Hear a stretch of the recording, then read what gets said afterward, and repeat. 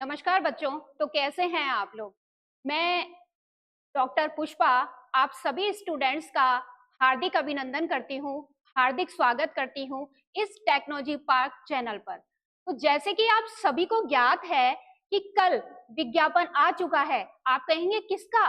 तो बेटा विज्ञापन आ गया है आपका फर्स्ट ग्रेड का, और रीट की जो प्री रीट भर्ती है वो भर्ती भी आपकी 20 जनवरी के आसपास होने वाली है। आप ये सभी स्टूडेंट्स जानते हैं, मैं कोई नई बात आपको नहीं बता रही हूँ, लेकिन फिर भी पूरी तरह कल शाम को जो स्टूडेंट्स का जो एक बायोडेटा था बहुत घूम रहा था, प्रोसेसिंग चल रहा था कि बच्चे जो हैं ये थे, कंफ्यूजन थे, ये भर्ती आ गई है, फर्स्ट ग्रेड आ गया, फर्स्ट ग्रेड आ गया है।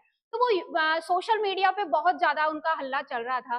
तो आरपीएससी ने फर्स्ट ग्रेड की भर्ती को निकाल दिया है, और कल जो था उसमें आपको सबको पता है कि आरपीएससी की भर्ती आ चुकी है, और 5 नवंबर के आसपास ये प्रक्रिया स्टार्ट हो जाएगी।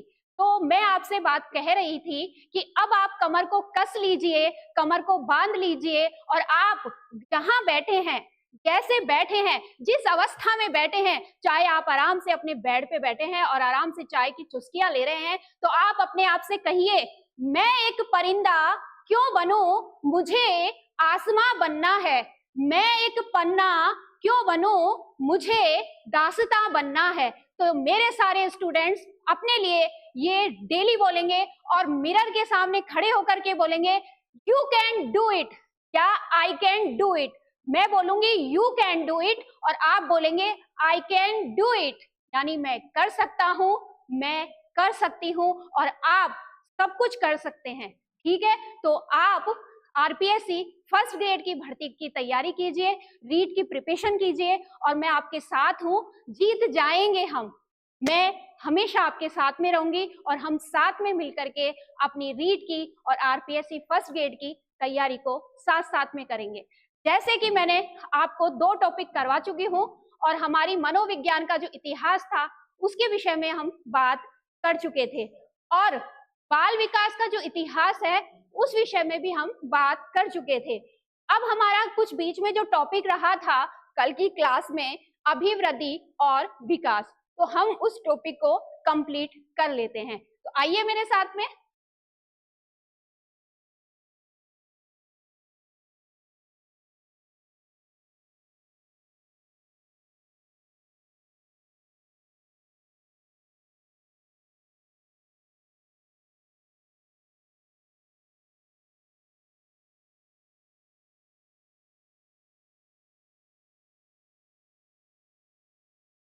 अभिवृद्धि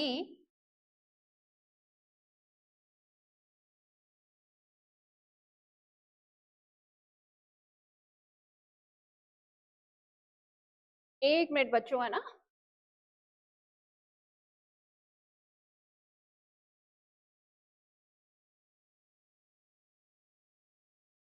अभिवृद्धि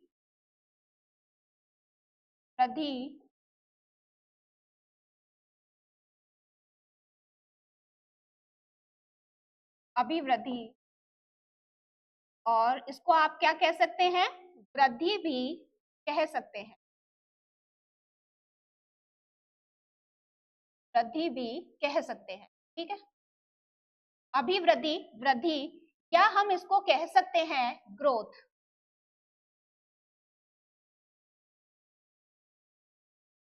ठीक है, ग्रोथ भी कह सकते हैं।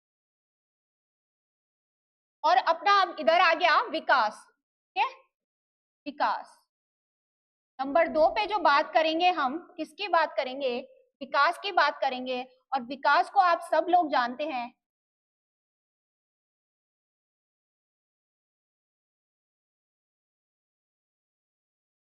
डेवलपमेंट।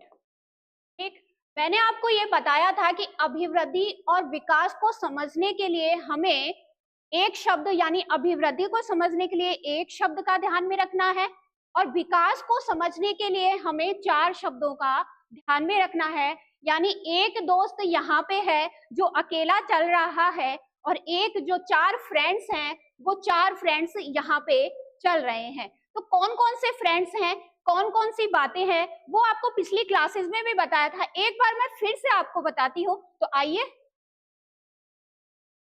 यहाँ पे हम देखेंगे सिर्फ शारीरिक का, है ना। इस दोस्त का क्या नाम है बच्चों? इस दोस्त का नाम है शारीरिक।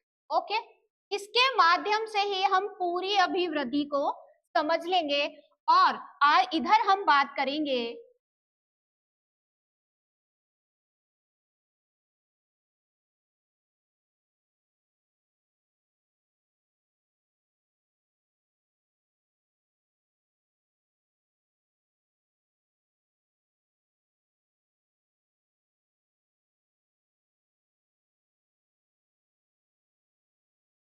शारीरिक,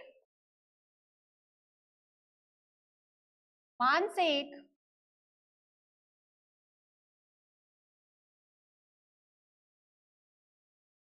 शारीरिक, मानसिक और सामाजिक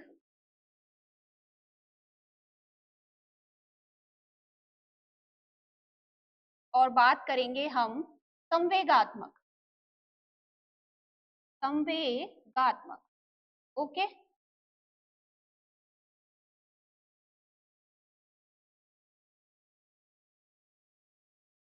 संवेगात्मक,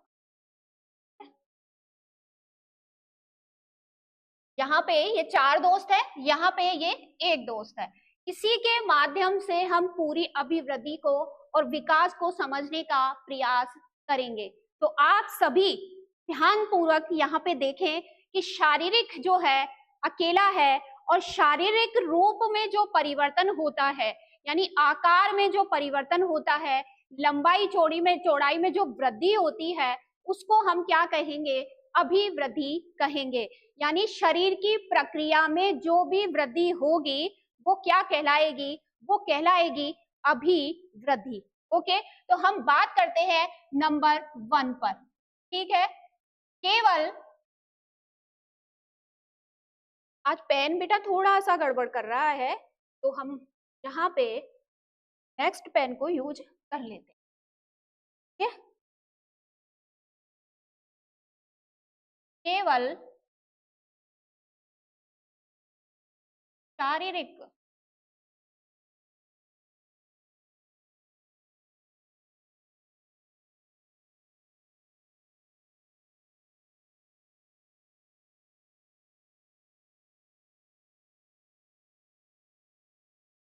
केवल शारीरिक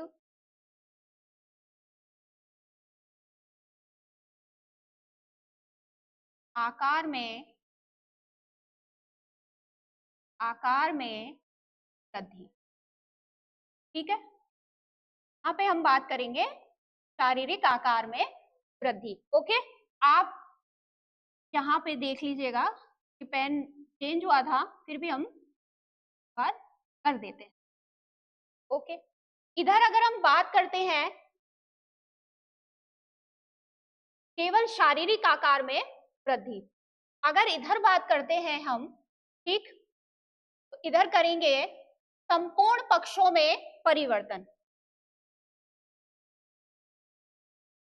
संपूर्ण पक्षों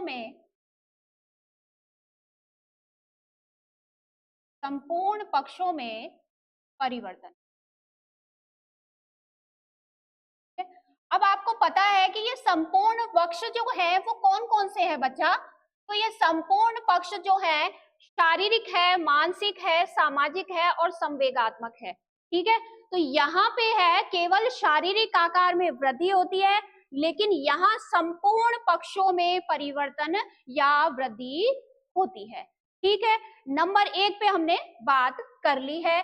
नेक्स्ट हम नंबर 2 पे बात करेंगे कि नंबर 2 पे क्या है। नंबर 2 पे है कि शारीरिक रोग जो है, ये जो शारीरिक है, इसकी लंबाई चौड़ाई भार में वृद्धि होगी या परिवर्तन होगा। तो लंबाई चौड़ाई भार में वृद्धि। ठीक है, लंबाई चौड़ाई भार में वृद्धि। और इधर अगर हम बात करें तो क्या कहेंगे? इधर हम बात करेंगे तो कार्य क्षमता में वृद्धि, क्योंकि ये चारों दोस्त जो हैं साथ में हैं तो कार्य करेंगे तो इनकी कार्य क्षमता में क्या होगी, वृद्धि होगी, कार्य क्षमता में वृद्धि। अब आप मुझे एक बात क्लियर कीजिए कि जो ये शारीरिक है इसके पक्ष और विपक्ष में कोई भी नहीं है, ये अकेला ही है, तो कैसा पक्ष होगा, तो ये पक्ष होगा एक पक्षीय। ओके, तो नंबर 3 पे अगर हम बात करें तो क्या कहेंगे, एक पक्षीय, एक पक्षीय। ठीक है, ये हमने बात की एक पक्षीय की। अब आप मुझे एक बात फिर बताइए कि शारीरिक, मानसिक, सामाजिक और संवेगात्मक, ये चार लोग हैं, आपस में एक दूसरे के साथ में हैं, तो कौन सा पक्ष हुआ, ये पक्ष हुआ बहुपक्षीय, बहुपक्षीय।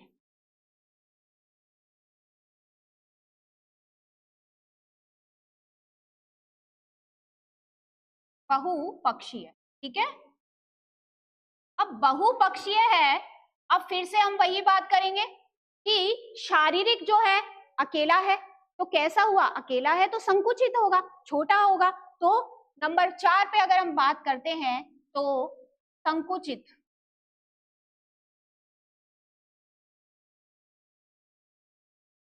ठीक है, संकुचित। कौन सा पक्ष, शारीरिक जो अभिवृद्धि है वो संकुचित होती है, और ये जो विकास है हमारा कैसा होगा, विकास होगा व्यापक। ठीक, विकास कैसा होगा, व्यापक, क्योंकि ये अकेला था और यहाँ पे चार पक्ष इसके साथ में, तो व्यापक हुए। ओके, अब बात कर लेते हैं, क्या आपको लंबाई, चौड़ाई, भार आदि दिखाई देता है, तो आदि कहाँ दिखाई देता है, आंतरिक रूप से या बाह्य रूप से, तो बाह्य रूप से आप सभी का आंसर आएगा, बाह्य रूप से हमें शारीरिक रूप में परिवर्तन दिखाई देता है। एक व्यक्ति लंबा है, एक व्यक्ति मोटा है, एक व्यक्ति बहुत उसका वजन में जो वजन है वो भार है, वो तगड़ा है, वजन है, लंबा है, तो वो कैसा दिखाई आपको बाह्य रूप से दिखाई दे रहा है। आप उसको देख करके ये बता देंगे कि ये लंबा है, ये छोटा है, ये मोटा है, तो हम क्या करेंगे, ये बाह्य स्वरूप। किसका, बाह्य स्वरूप किसका बेटा, तो बाह्य स्वरूप होगा अपना अभिवृद्धि का। बाह्य स्वरूप किसका, बाह्य स्वरूप अभिवृद्धि का। और अगर हम विकास की बात करें तो विकास में हमारे शारीरिक भी सम्मिलित है, तो शारीरिक जब सम्मिलित है तो बाह्य तो होगा ही होगा, लेकिन बाह्य के अंतर्गत हमें मानसिक, सामाजिक, संवेगात्मक, एक व्यक्ति को क्या आप देख करके ये पहचान सकते हैं कि उसमें संवेग कितने हैं, कितनी उसमें सामाजिकता है, आप उसको देख करके नहीं बता सकते कि वो व्यक्ति कितना इंटेलिजेंट है। जब उससे आप बातचीत करेंगे, जब उससे आपसे आमने सामने बैठ करके उसके विचारों को अगर आप जानेंगे, तभी आप उसका पता लगा सकते हैं। तो यहाँ पे क्या होगा, बाह्य, बाह्य व आंतरिक, आंतरिक स्वरूप।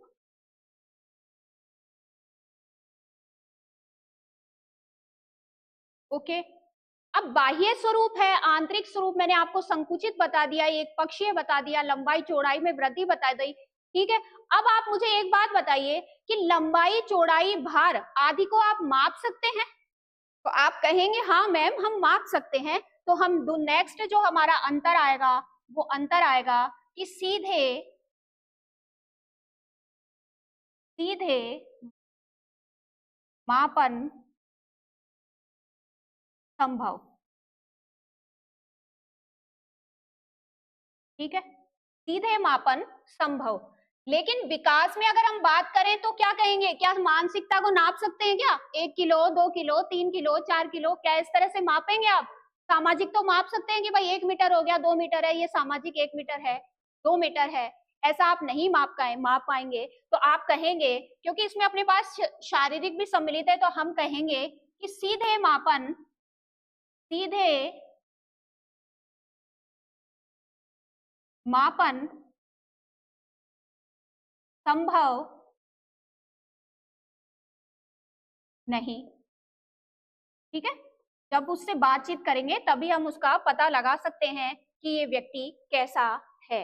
अब सीधे मापन संभव है, तो कैसा मापन संभव है बच्चों? तो ये सीधा है परिमाणात्मक, परिमाणात्मक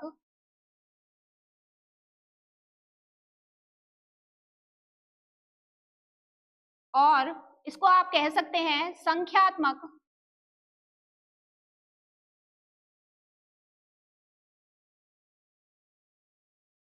मात्रात्मक।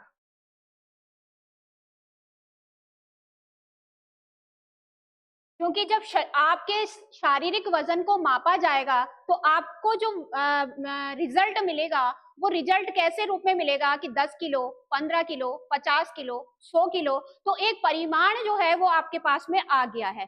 तो कैसा हुआ? परिमाणात्मक हुआ, संख्यात्मक हुआ और मात्रात्मक भी हुआ।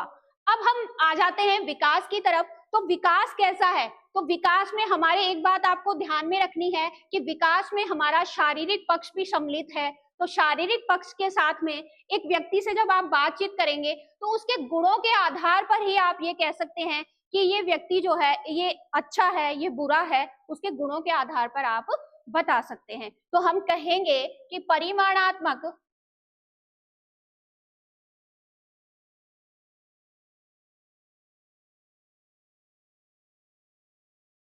परिमाणात्मक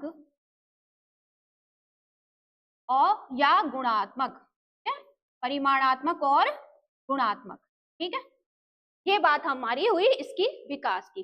नेक्स्ट हम फिर से और बात कर लेते हैं, नंबर 8 पे बात करेंगे। तो परिमाणात्मक हो गया, गुणात्मक हो गया। तो आप मुझे अब बताइए कि क्या अभिवृद्धि में विकास सम्मिलित होता है? नहीं भाई, अभिवृद्धि तो अकेली है, अभिवृद्धि में विकास सम्मिलित नहीं होता है, क्योंकि शारीरिक पक्ष सिर्फ अकेला है। तो अभिवृद्धि में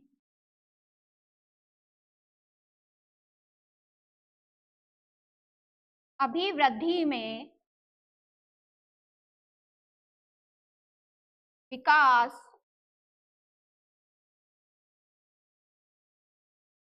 निहित निहित नहीं, क्योंकि आपको सबको पता है कि शारीरिक पक्ष जो है अकेला है, तो उसके पास ना विकास है ना कुछ है, सिर्फ एक समय पश्चात रुक जाता है। ठीक है, तो अभिवृद्धि में विकास निहित नहीं है। लेकिन अगर हम विकास की बात करें तो विकास में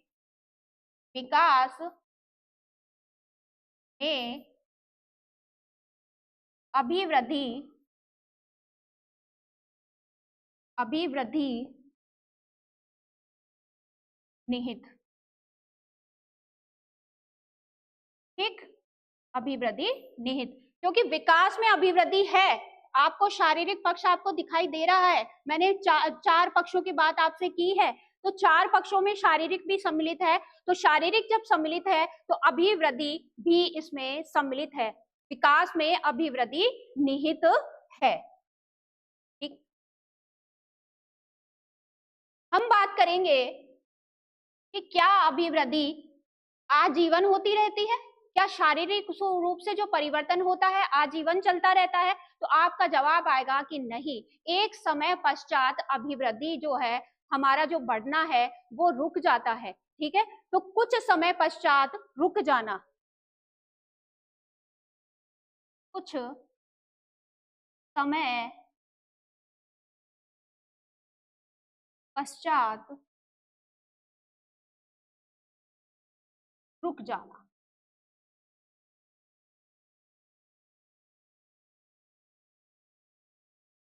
लेकिन अगर मैं यहाँ पे विकास की बात करूं तो विकास में शारीरिक, मानसिक, सामाजिक और संवेगात्मक पक्ष सम्मिलित हैं। तो एक व्यक्ति सामाजिक आजीवन हो सकता है, एक व्यक्ति की जो बुद्धि का जो विकास है, भावनात्मक इंटेलिजेंसी है, वो आजीवन हो सकती है। एक व्यक्ति सामाजिकता में, समाज में रह करके अपने सामाजिकता को यानी सामाजिकरण प्रक्रिया को बढ़ा सकता है। तो आजीवन चलने वाली ये प्रक्रिया है, तो हम कह सकते हैं जीवन पर्यंत, जीवन पर्यंत।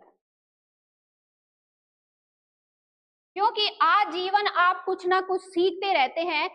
अभिवृद्धि कुछ समय पश्चात रुक जाएगी, लेकिन विकास आजीवन जीवन पर्यंत चलता रहता है। जब हम मृत्यु की शैया पे होते हैं तब भी हम अधिगम कर रहे होते हैं, क्योंकि हमारे पूरे जीवन का जो रोल है, जो हमने निभाया है, उस रोल की पूरी रील्स, जैसे कि आप अपने इंस्टा पे, फेसबुक पे, यूट्यूब पे आप अपनी रील्स बनाते हैं, उसी तरह हमारे जीवन की प्रक्रिया जो हमने अपने बिताई है, वो प्रक्रिया, वो प्रोसेस हमारे दिमाग में चलता है। किस वक्त चलता है? जब हम मृत्यु की शैया पे होते हैं। वो पूरी रील्स आपके सामने घूमती है कि आपने क्या गलत किया, क्या सही किया, किसके साथ आपने क्या कहा, किसको क्या कहा, किससे क्या नहीं कहना चाहिए था, और आपकी गलतियों का, जो आपने गलतियां की है, उसका पश्चाताप भी हो रहा होता है। तो मेरे कहने का तो मतलब सिर्फ ये है कि जो भी करें आप अच्छे से करें, आप देख करके करें, और गलत का साथ देने के बजाय आप गलत से थोड़ा दूर हो जाएं। ठीक है, यहाँ पे मैं बात करूंगी जीवन पर्यंत विकास चलता है। नेक्स्ट अगर हम बात करें, नंबर 10 हो गया अपने, तो आप मुझे अब बताइए कि अभिवृद्धि कैसी है। तो अभिवृद्धि है रचना,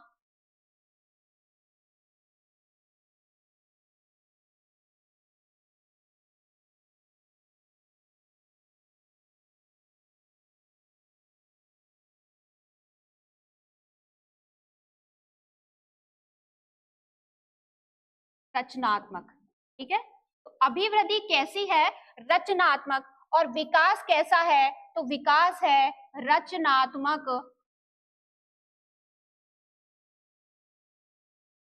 व विकासात्मक। विकासात्मक। अब आप मुझसे कहेंगे कि मैम ये अभिवृद्धि जो है रचनात्मक कैसे है, और ये जो विकास है वो रचनात्मक व विनाशात्मक कैसा है? ठीक है, यहाँ पे हम कहेंगे विनाशात्मक।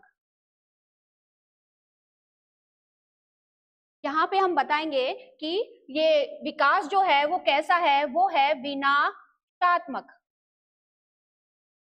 ठीक है, अब रचनात्मक और विनाशात्मक कैसे हैं, तो मैं आपको बता देती हूँ कि कुछ कवियों ने हमारे शारीरिक रूप का या मानव जीवन का जो है, मानव जीवन का जो वर्णन किया है, एक पुष्प से किया है। मानव जीवन का वर्णन किससे किया है? एक पुष्प से किया है। तो मैं आपको बता देती हूँ कि एक जब पुष्प होता है वो एक कली होता है, इस तरह से। तो ये जो कली है ना, ये कली है शेषवावस्था। ठीक है, अब ये कली थोड़ी सी खिल गई, तो अब ये क्या है? अब ये है बाल्य अवस्था। अब ये कली और खिल गई, तो ये क्या हुआ? किशोर अवस्था। किशोर अवस्था। लेकिन अब ये कली एकदम धीरे धीरे धीरे धीरे मुरझाने वाली है, और मुरझा गई तो अब ये कौन सी अवस्था है? विनाशात्मक अवस्था। तो जो खिलने वाली जो कली है, यानी शेषवावस्था, बाल्यावस्था और ये किशोर अवस्था जो है, उसको हम कहेंगे रचनात्मकता। ठीक है, रचनात्मक अवस्था। ओके, या रचनात्मकता हम कहेंगे रचनात्मकता। लेकिन एक कली खिल गई, ठीक, और फिर से मुरझाई और नीचे आ गई, तो ये कैसी कली थी? ये विनाशात्मकता। यानी किशोर अवस्था के बाद में जो अवस्थाएं होती हैं, प्रौढ़ अवस्था आ जाती है, वृद्धा अवस्था आ जाती है, और वृद्धा अवस्था जब आ जाती है तो जो व्यक्ति होता है वो अकेला पड़ जाता है, कोई बात करना भी पसंद नहीं करता, और वो व्यक्ति जब अकेला हो जाता है तो लास्ट में सिर्फ उसके पास में मरने के सिवा उसकी मृत्यु उसके पास में आ जाती है। तो मैं आप सभी से कहूंगी, हंसते रहें, मुस्कुराते रहें और खुश रहें। ये जीवन एक छोटा सा है, इस जीवन को मुस्कुरा करके बिताएं। गम में कुछ नहीं रखा, दुख आते रहते हैं और चले जाते हैं, समस्याएं आती हैं, समस्याओं का समाधान करने के लिए आपको हंस करके, उनको डट करके उनका सामना करना है। तो अब अभिवृद्धि रचनात्मकता होती है अभिवृद्धि में, और विकास कैसा होता है? रचनात्मकता और विनाशात्मक दोनों होता है। नेक्स्ट हम बात करेंगे विवृद्धि सूचक। विवृद्धि सूचक। ठीक है, तो अभिवृद्धि कैसे हुई? विवृद्धि सूचक। अगर उसमें रचनात्मकता है तो वो विवृद्धि सूचक हुई, क्योंकि वो बढ़ रहा है, किशोर अवस्था तक जा रही है, और यहाँ पे हम क्या कहेंगे, तो विवृद्धि व ह्रास सूचक, ह्रास सूचक यानी क्षति होगी, खत्म हो जाएगा व्यक्ति, लास्ट में जाकर के क्या हो जाएगा, खत्म हो जाएगा। तो आज हमने जो बात करी है वो बात हमने अभिवृद्धि और विकास की बात की है। तो मैं चाहूंगी कि मेरे सारे स्टूडेंट्स अभिवृद्धि और विकास को बहुत अच्छी तरह से प्रिपेयर कर लें। नेक्स्ट क्लास में मैं आपको प्रश्नोत्तर के माध्यम से प्रश्नावली करवाऊंगी, प्रश्नों को करवाऊंगी जो पिछले पेपर्स में भी आए हुए हैं, उन प्रश्नों को मैं आपको करवाऊंगी। यहीं पे मैं मेरी क्लास को समाप्त करती हूँ। नमस्कार, जय श्री राम, जय श्री कृष्णा, राधे राधे।